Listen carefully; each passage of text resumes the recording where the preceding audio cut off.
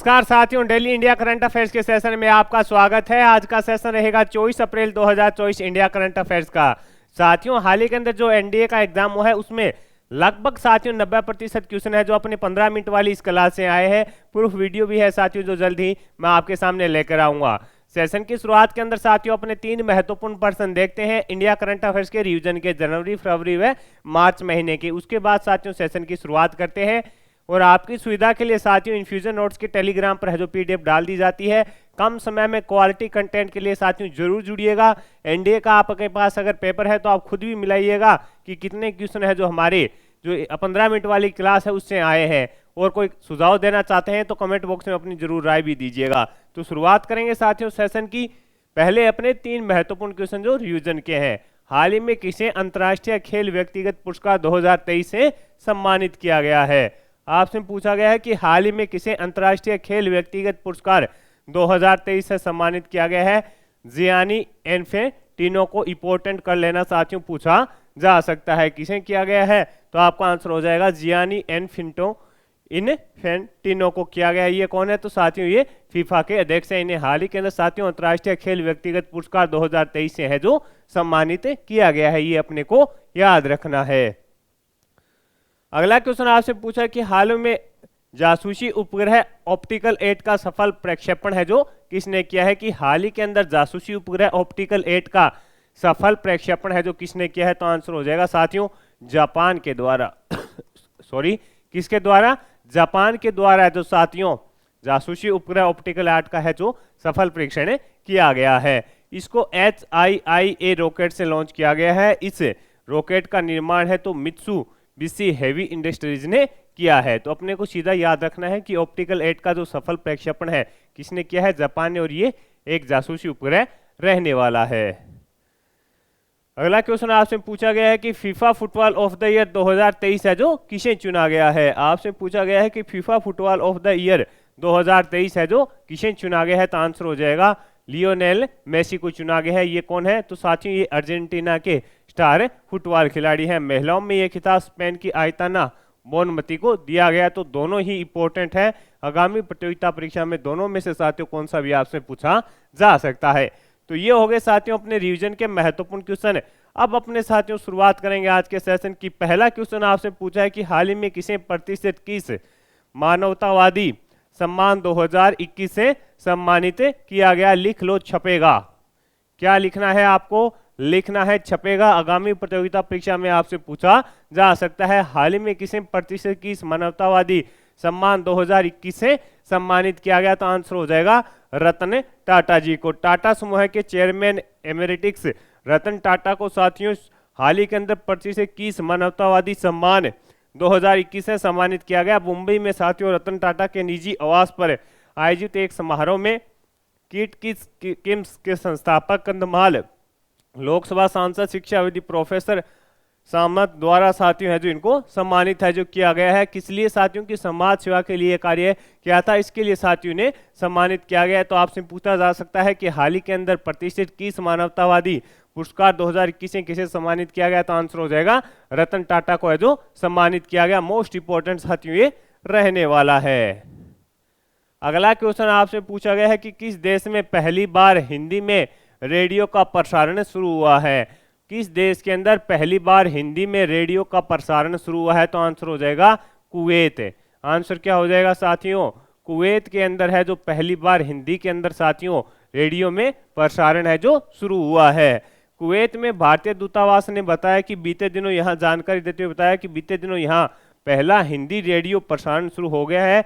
Kuwait में भारतीय दूतावास ने कहा कि उठाया गया यह कदम दोनों देशों के बीच जो संबंध है वो और मजबूत करेगा। यानी इससे क्या होगा साथियों जो दोनों देशों के बीच संबंध है वो काफी मजबूत हो जाएंगे। इस प्रकार की है जो ये पहल है जिससे दोनों देशों के साथियों संबंध मजबूत होंगे। पहले किस देश में पहली बार हिंदी में रेडियो का प्रसारण शुरू हुआ तो आंसर हो जाएगा कुवैत के अंदर। आगे बढ़ेंगे अगले क्वेश्चन पर बात करेंगे। अगला क्वेश्चन आपसे पूछा कि हाल ही में किसने इंद्रधनुष पर्यटन सम्मेलन की है जो मेजबानी की है? ये भी इंपॉर्टेंट क्वेश्चन साथियों रहने वाला है।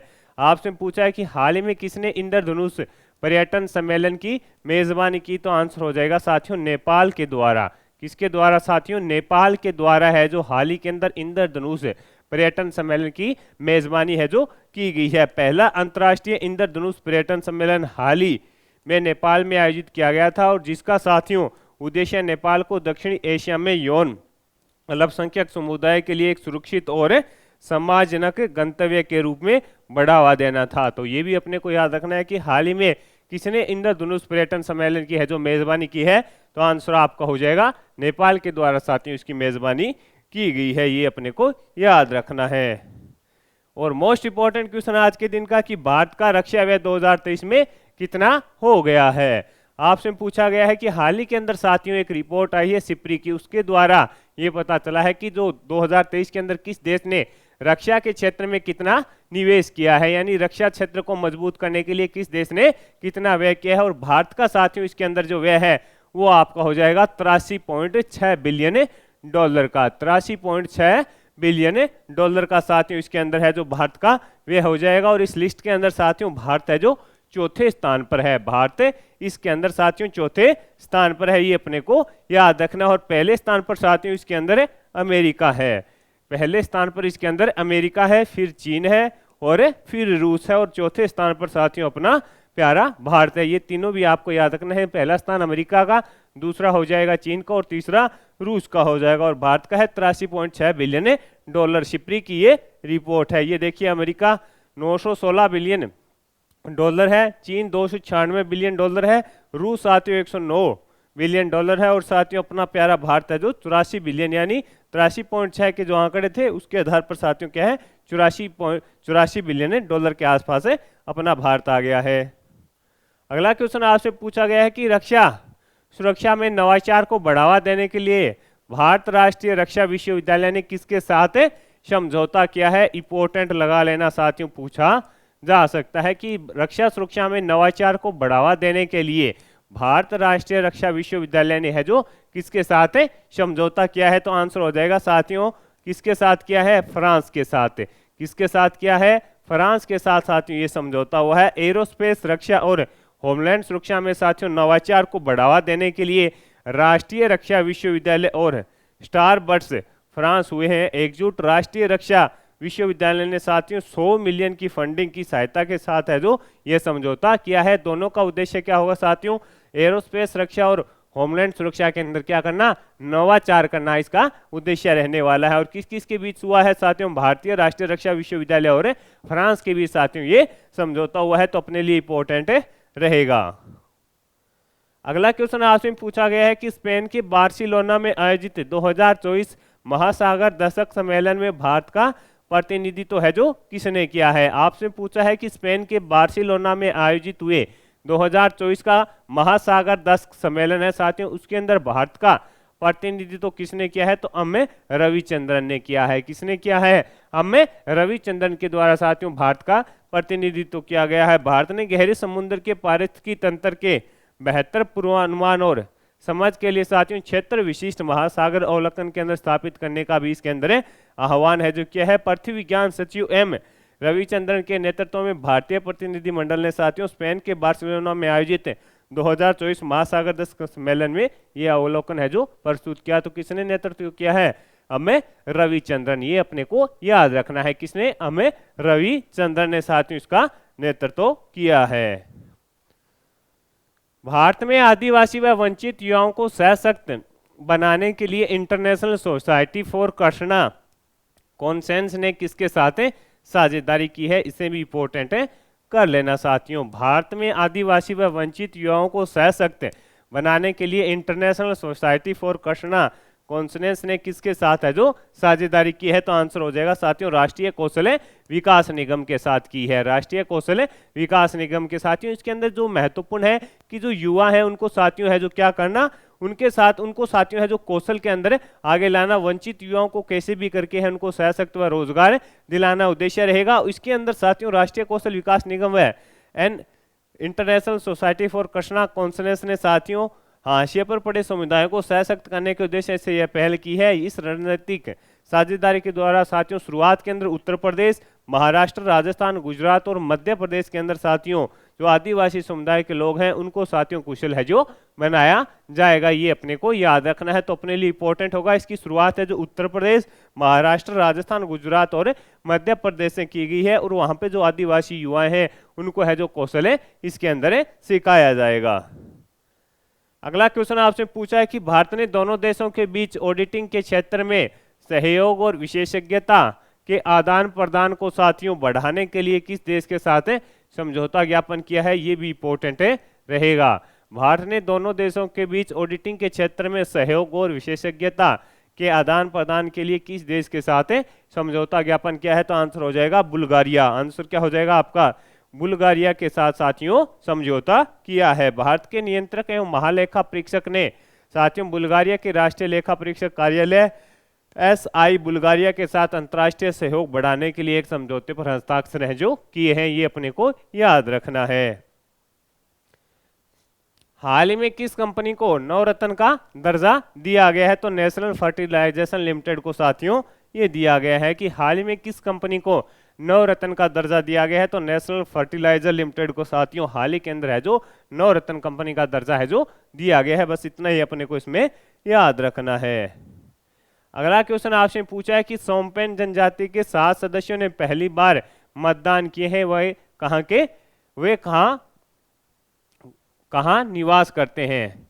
सोमपेन जनजाति के 7 सदस्यों ने पहली बार मतदान किए हैं, वह कहाँ निवास करते हैं, तो आंसर हो जाएगा साथियों अंडमान निकोबार के अंदर। अंडमान और निकोबार द्वीप समूह में साथियों पहली बार ग्रेट निकोबार द्वीप समूह के विशेषज्ञ रूप से कमजोर जनजाति समूह है सोमपेन जनजाति के 7 सदस्यों ने शुक्रवार को है जो साथियों जो केंद्र शासित प्रदेश की एकमात्र लोकसभा सीट थी उसके लिए है जो मतदान किया था। तो अपने लिए थोड़ा इंपॉर्टेंट रहेगा, चर्चा में है तो इसको भी अपने को दिमाग में रखना है।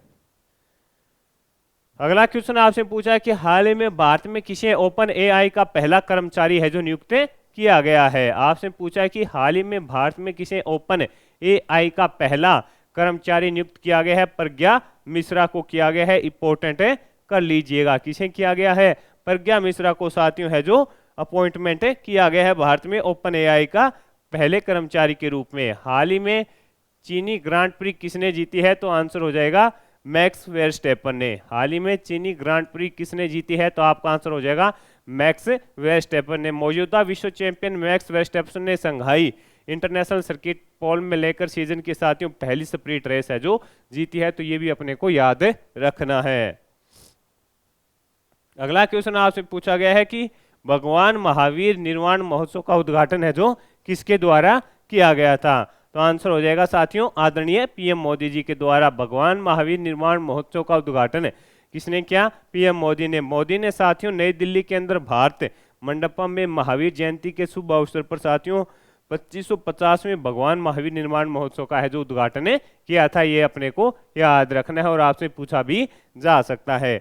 आज के दिन का अंतिम क्वेश्चन आपसे पूछा गया है ATP बार्सिलोना ओपन 500 एकल का खिताब है जो किसने जीता है। आपसे पूछा है कि ATP बार्सिलोना ओपन 500 एकल का खिताब किसने जीता, आंसर हो जाएगा कैस्पर रूड।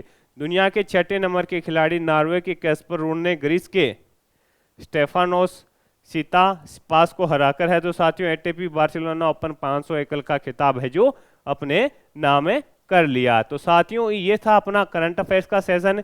मैं आपके साथ साथियों प्रयास रहता है कि कम से कम समय आपका बचे। जिन साथियों ने NDA का एग्जाम दिया था उनसे पूछेगा साथियों कि 15 मिनट वाली क्लास उनके लिए कितनी कारगर साबित हुई। वही क्वेश्चन आपको 1.5 घंटे के अगर क्लास के अंदर मिलेगा तो आपका कितना समय खराब हो रहा है ये चीजें आपको समझनी होगी। कम समय में क्वालिटी कंटेंट के लिए जरूर फॉलो कीजिएगा इन्फ्यूजन नोट्स को। टेलीग्राम पर जुड़िए, वहां पर आपको है सो साथियों डेली है जो इंडिया करंट अफेयर्स की PDF मिल जाएगी। इसके अलावा जैसे ही मंथली पूरा होगा आपको तुरंत प्रभाव से वहां पर PDF है जो मिल जाएगी। अगर यह कंटेंट और यह सेशन और ये प्रयास आपको पसंद आ रहा है तो इस सेशन को लाइक व शेयर जरूर कीजिएगा। कमेंट बॉक्स में अपनी भी कोई राय देना चाहते हैं तो जरूर दीजिएगा। धन्यवाद साथियों।